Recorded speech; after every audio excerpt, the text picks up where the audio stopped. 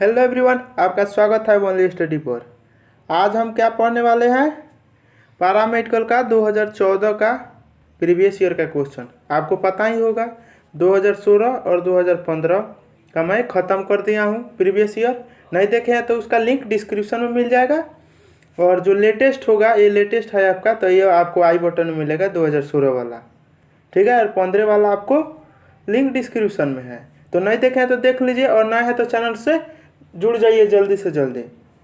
तो चलिए शुरू करते हैं। आज क्या पढ़ने वाले? फिजिक्स पढ़ेंगे हम। 2014 का जो प्रीवियस ईयर है उसमें का फिजिक्स पढ़ने वाले हैं। और आपको जैसे कि पता है, मैं बता चुका हूँ, क्वेश्चन का आंसर टिक कर दिया गया है। इसका भी हो सकता है मैथ का नहीं किया हो, लेकिन इसका टिक है। तो चलिए शुरू करते हैं।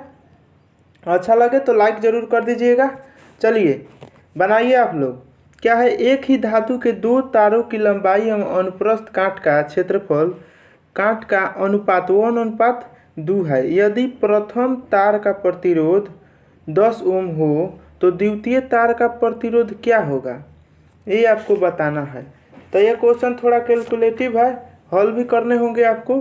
तो आपको एक बात पता होगा, R1 और R2 क्या है? रेसिस्टेंस है। मैं मान लिया दो गो तार का रेसिस्टेंस R1 और R2 है। और ये क्या होता है? लंबाई का डायरेक्टली प्रोपोर्शनल होता है और क्षेत्रफल का इन्वर्सली होता है। ठीक है, तो इसको इस रूप में करिएगा। मतलब एक R1 का करते आप इस तरह से करते, R1 = L/A2। ठीक है, तो इस तरह से करते तो एक फार्मूला के रूप में आता है। रुकिए एक मिनट में आपसे समझा दूँ। जैसे कि आपको पता होगा कि R क्या होता है। R अगर A होता है आपका L/R, तो मैं R लिखा हूँ तो ये हो जाएगा आपका 1/A। ठीक है, R1 L1/A1। मतलब R प्रतिरोध हो गया, L लंबाई हो गया और A क्षेत्रफल हो गया। अभी एक और दे दिया है एक और तार के लिए, तो R2 मान लिए, उसका हो जाएगा लंबाई L2 और क्षेत्रफल A2। तो यही अब भागा में करिएगा R1/R2 दोनों को, तो ये तो भागा में चला जाएगा। इसमें जो भागा होगा तो क्या होता, ये आपका A2 ऊपर चला जाता कि नहीं। तो इसको क्या लिखते आप, यहाँ पर L2 और यहाँ पर A2, इस तरह से लिखते। इसीलिए मैं वैसा किया था आपके लिए। तो चलिए अब क्या क्या दे दिया है आप उस पर पुट कर दीजिए, तो आपको पता होगा क्या क्या दिया है। चलिए, आपका एगो लंबाई दे दिया है एक, देख रहे हैं, अनुप्रस्थ काट के क्षेत्रफल का लंबाई हो गया एक और क्षेत्रफल हो गया 2। फिर जो है दूसरे के लिए पलट जाएगा, इस रूप में आ जाएगा। अब इसे काटिएगा तो आपका फाइनली क्या आ जाएगा, R1। यहाँ से आपका निकलेगा क्या, R2 का भी वैल्यू इधर से। ऑप्शन नंबर आंसर तो 10 दिया है, हाँ, तो 10 प्रतिरोध वाले। हाँ, तो इसमें का क्या हो गया, R1 R2 का दे दिया आपका कितना आ गया 1। तो मैं इसे मिटा रहा हूँ। और इसमें का क्या दे दिया है, देखिए R1/R2 = 1 हो गया। अब यहाँ देख रहे हैं प्रथम तार का प्रतिरोध कितना है, 10 ओम। तो मतलब R1 का मान 10 दे दिया है, तो वहाँ 10 रखिएगा बटा R2 = 1। तो R2 इधर गुना में जाएगा, तो 1 से करिएगा तो कोई फर्क नहीं। तो मतलब R2 का भी वैल्यू 10 से होगा। ठीक है, तो ऑप्शन नंबर बी आपका आंसर हो जाएगा। ऐसे ध्यान रखिएगा, अगर इस अनुपात में 1:2 में हो तो जो प्रथम का जितना होगा उतना द्वितीय का भी होगा। चलिए नेक्स्ट क्वेश्चन। मुझे लगता है आपको समझ में नहीं आएगा, फिर भी आप कोशिश करिएगा, मैं फार्मूला जो बता दिया हूँ उस पर। चलिए, एक चश्मे के लेंस की फोकस दूरी -50 सेंटीमीटर है। अब माइनस दिया है, मतलब ये कैसा लेंस है, तो ये फोकस दूरी है। अब लेंस, अब आगा आपको पता चलेगा, ये आंसर भी डायोप्टर में ही आपको माइनस में ही आएगा। तो होगा क्या, इसका हल क्या करिएगा, क्षमता बराबर क्या होता है, क्षमता बराबर 1/f। ठीक है ना, वही आपका क्षमता या P बराबर 1/f इजिकल टू क्या करेगा, 1f का मान दे रखा है, फोकस दूरी -50। अब इसको हल करिएगा तो कितना होगा, ये होगा आपका 0.1 मिनट। आपका ये किस में है, सेंटीमीटर में है। और डायोप्टर में लाइएगा तो ऊपर 100 आ जाएगा एक, तो 100 आ गया तो काट कर कितना हो जाएगा 2 डायोप्टर। तो ये माइनस साइन रहेगा ही, तो ये हो जाएगा आपका -2 डायोप्टर आंसर हो जाएगा। चलिए 3 नंबर क्या है, तो एक 50 वाट के लैंप को 250 वोल्ट के मुख्य तार से संयोजित किया जाता है, तो लैंप का धारा। अब धारा इजिकल टू आपको पता होना चाहिए, P इजिकल टू क्या होता है, VI। ठीक है ना, पाम और भी। तो आई आपका क्या हो गया, धारा हो गया, V हो गया वोल्टेज, और आपका वाट में दे रखा है P, पावर का वाट होता है ना, शक्ति का ऐसा ही मात्रक वाट। तो ये E आपका 55 दे दिया है, तो मान रख दीजिए 55। निकालना क्या है, धारा I का मान निकालना है। अब V दे दिया है इतना, अब I इक्वल टू इतना, गुना में होगा ना, तो I बराबर क्या हो जाएगा, 220 नीचे चला जाएगा, भागा में हो जाएगा। तो उस क्या लिखते आप, ध्यान है ना क्या आया था, I इक्वल टू क्या लिखते, 55/220। इसको हल करिएगा, आपका आंसर आ जाएगा 0.25। ठीक है, तो काफ़ी आसान है, अगर आप फार्मूला जानते होंगे तो आसानी से कर पाइएगा, वरना दिक्कत तो दिक्कतें हैं। चलिए नेक्स्ट क्वेश्चन 4 नंबर, बल आघूर्ण का मात्रक क्या है।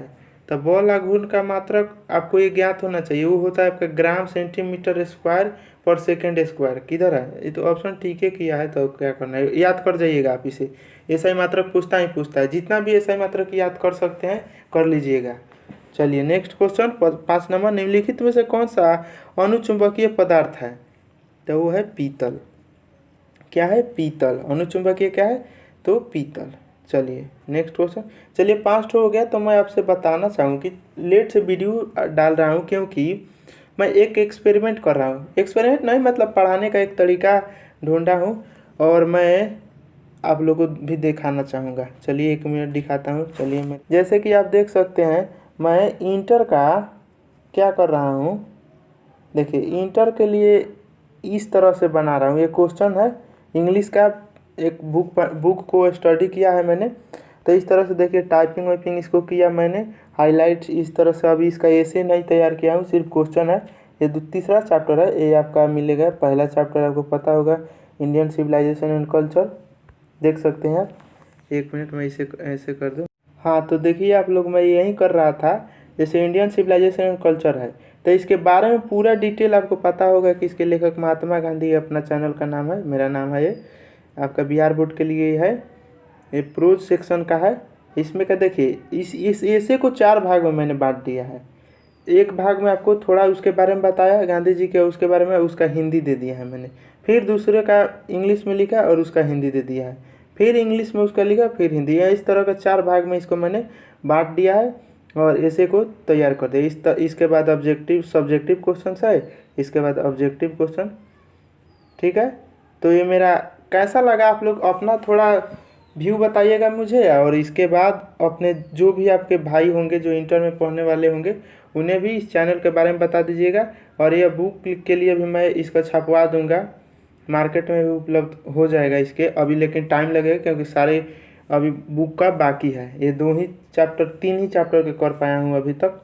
तो धीरे धीरे ऐसे करूँगा। पढ़ाई तो ऑनलाइन हो जाएगा, आपको उन लोगों को फ्री में मिल जाएगा, लेकिन बुक मार्केट में आएगा तो थोड़ा पैसा देना पड़ेगा।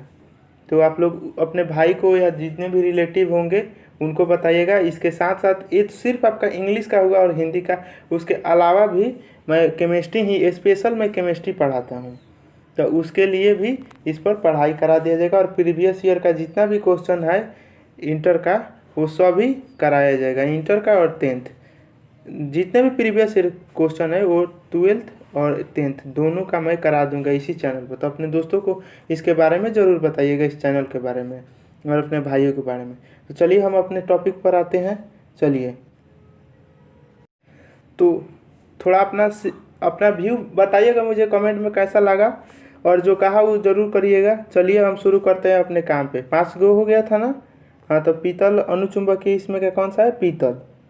तो चलिए अब 6 नंबर क्या है, ट्रांसफार्मर किस परिपथ के प्रयोग में आता है। तो वो आता है केवल AC परिपथ में। ऑप्शन नंबर बी, AC परिपथ में आता है।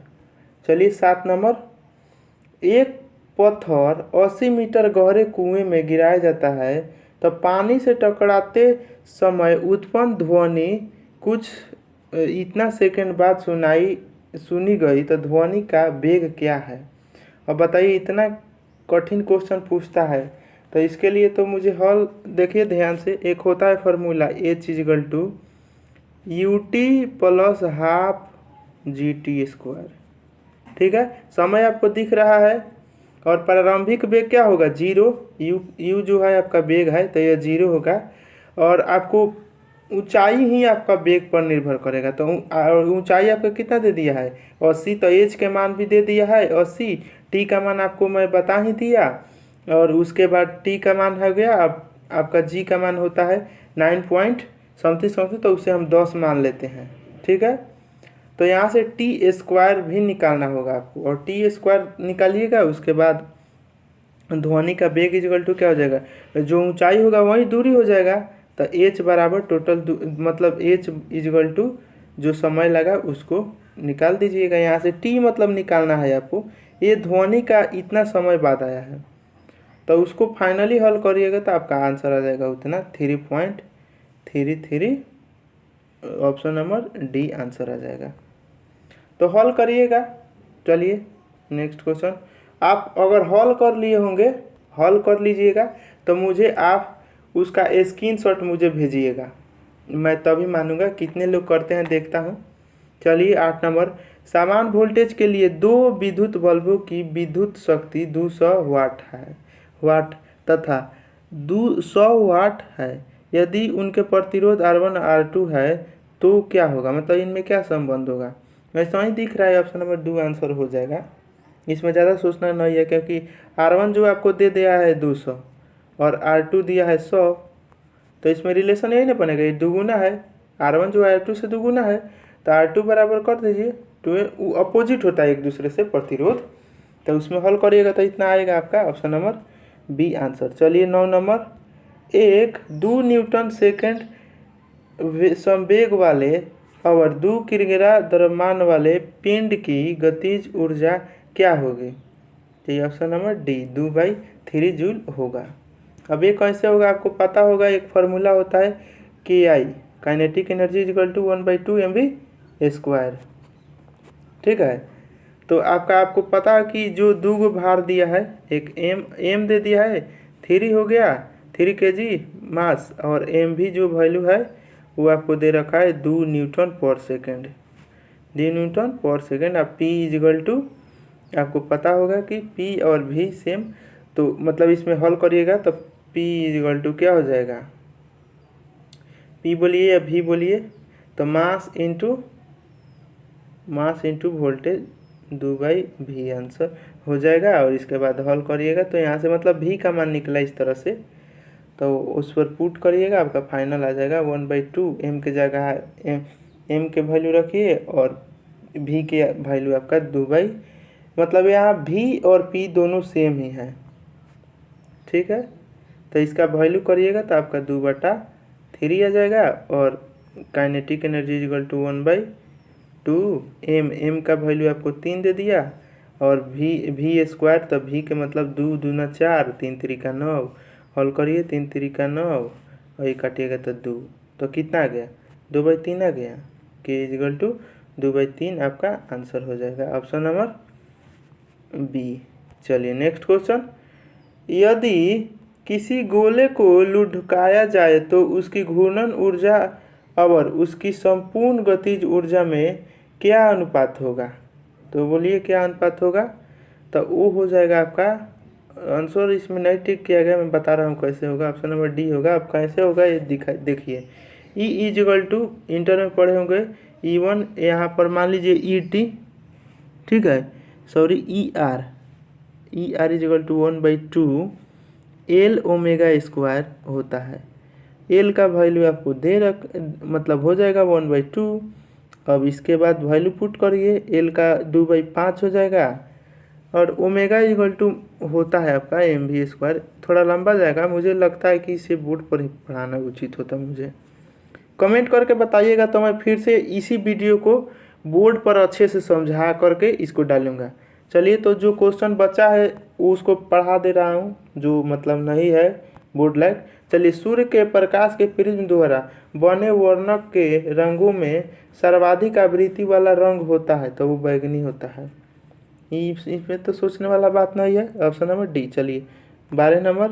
एक अंतरिक्ष यात्री पृथ्वी के बराबर आयतन किंतु उसके द्रव्यमान के 3 गुने द्रव्यमान वाले एक ग्रह पर जाता है। यदि पृथ्वी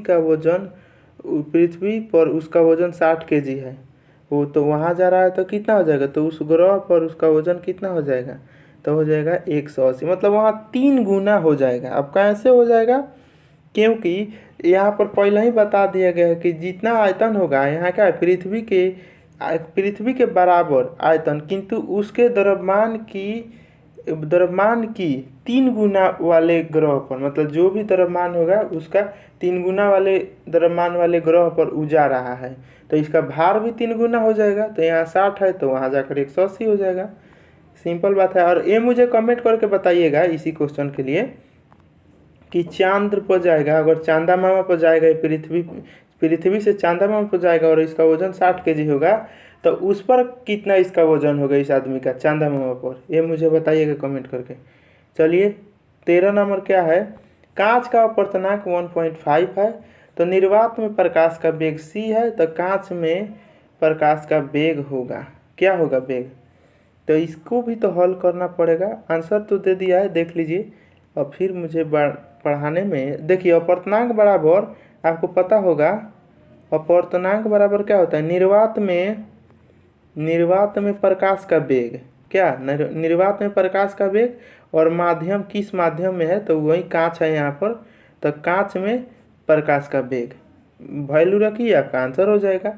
तो आपका देख लीजिए, अपवर्तनांक दे रखा है 1/5, तो आपको निकालना है जिसमें डाला जा रहा है निर्वात वाला, आपको पता होगा, तो उस तरह से वैल्यू रखिएगा तो आपका पता आ जाएगा। देखिए म्यू मान लीजिए ये होता है अपवर्तनांक को, और सी हो गया निर्वात में का, और जी हो गया माध्यम में का, तो कांच में का है। अब सी आपको निकालना है, यहाँ पर सॉरी सी बोल रहा हूँ कि जी निकालना है, तब जी इक्वल टू क्या हो जाएगा, जी का वैल्यू कितना हो जाएगा, 2 लाख हो जाएगा, और इसका 1 कितना दिया है, 1.5 दिया है, पॉइंट हटाइएगा तो ऊपर आपका कितना चला जाएगा, 1 मिनट, सी बाई इतना, तो ये हो जाता 10, पॉइंट हटे तो 1 नहीं, यहाँ पर पॉइंट हटेगा तो ऊपर 10 हो जाएगा, ये 2 हो जाएगा, ये 3 हो जाएगा।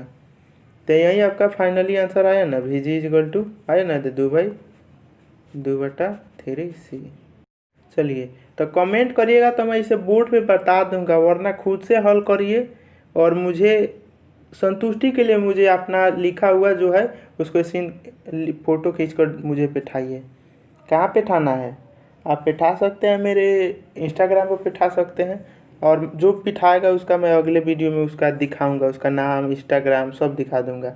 चलिए 14 नंबर क्या, 330 हर्ट्ज आवृत्ति के स्वरित्र से उत्पन्न ध्वनि तरंगों की तरंगदैर्ध्य होगी, तो वो हो जाएगा 100 होगा। अब कैसे होगा, इसको भी हल करना पड़ेगा। तो चलिए लेमडा इक्वल टू क्या होता है, U/F, ठीक है, और यहाँ पर भी ध्वनि का वेग दे रखा है, तो यहाँ से F का मान आप निकालिएगा। F का वैल्यू आपका कितना दिया है, हर्ट्ज में दिया है, फ्रीक्वेंसी, यहाँ पर F का मतलब क्या हुआ, फ्रीक्वेंसी, तो 300 दे दिया है। U का वैल्यू आपको, वेग भी आपको वही होगा आपका, तो लेमडा इक्वल टू 300 बटा 300, कट के आपका 1 हो जाएगा, 1 मीटर में आएगा, और मीटर सेंटीमीटर कितना होता है, 1 मीटर इक्वल टू 100 सेंटीमीटर, तो ऑप्शन नंबर ए आंसर हो जाएगा।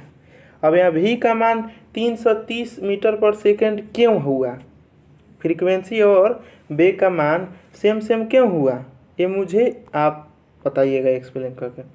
चलिए 15 नंबर, 2 तरंगों की तीव्रताओं का अनुपात 1:16 है, तो उसके आयामों का अनुपात कितना होगा, तो आयामों का इसका वर्ग कर दीजिए, आपका आंसर हो जाएगा, क्योंकि कितना होता है, L1/L2 इक्वल टू होता है A1/A2, ठीक है, और ये स्क्वायर में होता है, ये जो है इसका स्क्वायर, अब इधर आएगा तो क्या हो जाएगा आपका, ये हो जाएगा रूट, ये इसका स्क्वायर हटेगा तो इधर रूट हो जाएगा, और तीव्रता आपको दे रखा है, यही आपका वैल्यू है, तो 1/16 यहाँ रखिएगा, ये हट निकलेगा 1/4 हो जाएगा, तो 1/4 आपका आंसर हो जाएगा, ठीक है। तो ऑप्शन नंबर देख लीजिए, ऑप्शन नंबर आपका 1/4 किधर है, बी आंसर हो जाएगा इसका, आपका बी आंसर हो जाएगा। चलिए नेक्स्ट क्वेश्चन देखिए, इसको भी हल करने हैं, तो चलिए मैं मोटा मोटी बता दे रहा हूँ। संवेग बराबर क्या होता है, एक्सेलरेशन इक्वल टू mv होता है, ये लंबा जाएगा, आंसर इसका मैं बता दे रहा हूँ। चलिए इस पर लिखने से भी आपको देखना है, लिखने कोई फ़ायदा ना होगा। ऑप्शन नंबर डी आंसर होगा इसका। चलिए इसका बताइए क्या होगा। इसको तो हल कर दीजिए। काइनेटिक एनर्जी आपको ज्ञात करना है के 1/2 mv²। तो एम का वैल्यू आपको 50 दे रखा है, वी का वैल्यू 5 दे रखा है। तो इसको काटिएगा तो कितना, सॉरी mv², तो ये 25 हो जाएगा और ये अभी 25 हो जाएगा। तो 25 में 25 से गुना करिएगा, 625 आपका आंसर हो जाएगा। ठीक है, ये तो काफ़ी आसान है। चलिए नेक्स्ट क्वेश्चन देखिए। नेक्स्ट क्वेश्चन क्या है। एक समान बल के अधीन कोई पिंड 10 सेकंड में 7 मीटर की दूरी तय करता है। बल एवं पिंड के भार में अनुपात क्या होगा। 1:70 होगा। अब कैसे होगा, ये तो बड़ी लंबा जाएगा। आंसर देख लीजिए और हल कर लीजिएगा। बोलिएगा तो मैं बोर्ड पे करा दूंगा इसको, क्योंकि यहाँ इस पर करना मुश्किल है। मैं देखा नहीं था, क्योंकि वही कर रहा था। आपको मैं बताया ना कि उसी को दिन भर आज किया मैं, और सोचा कि बना दूँ वीडियो, एक नागा क्यों रखा जाए। चलिए 20 नंबर भी हॉले करने वाला है, और 19 नंबर और 20 नंबर का तो बता दीजिए। देखिए, पानी पर तैरती किसी वस्तु का आभासी भार होता है कितना होता है, तो वास्तविक भार तथा घटाए गए द्रव के भार के अंतर के बराबर होता है। Option number D. तो ये था क्वेश्चन। अच्छा लगा तो वीडियो लाइक जरूर करिएगा, शेयर जरूर करिएगा, और मिलते हैं अगले वीडियो में। अपना राय थोड़ा ज़रूर मुझे भेजिएगा। चलिए, thanks for watching my video. Thank you.